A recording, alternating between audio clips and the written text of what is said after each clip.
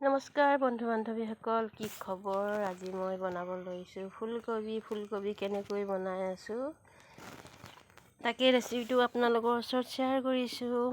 এয়া মই ফুলকবি বইল কৰি লৈছোঁ ধুনীয়াকৈ।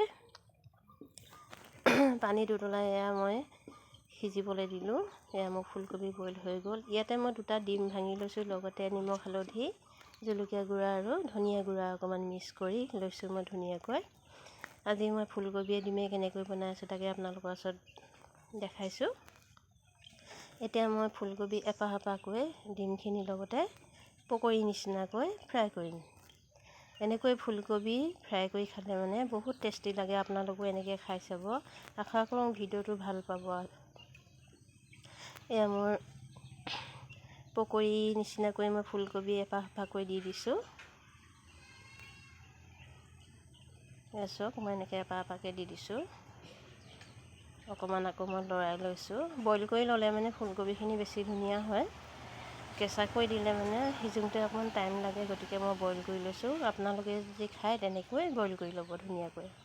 হাফ বইল কৰিলেই হ'ব। এয়া মোৰ পকৰি ভজা হৈয়ে গ'ল। চাওকচোন, মই এনেকৈ ফুলকবিখিনি এপাহ এপাহকৈ এনেকৈ লৰাই দিলোঁ। ধুনীয়া ফ্ৰাই হৈ গ'ল মোৰ। এয়া মই ধুনীয়াকৈ এনেকৈ লৰাই লৈছোঁ। এয়া মোৰ ফুলকবি ফ্ৰাই হৈয়ে গ'ল। আপোনালোকে নহৰু আদা পেষ্ট বনাই দিওঁ বুলিও পাৰে, বিলাহী চিলাহী দি পেলাই। মই তেনেকৈ নাই দিয়া, মই চিম্পুলকৈ বনাইছোঁ। ইয়াতে মই শুকান জলকীয়া, কেঁচা নহৰু, জলকীয়া, ধনিয়া পাত এইবিলাক চব মিক্স কৰি লৈছোঁ। এতিয়া মই তেল মাৰিম।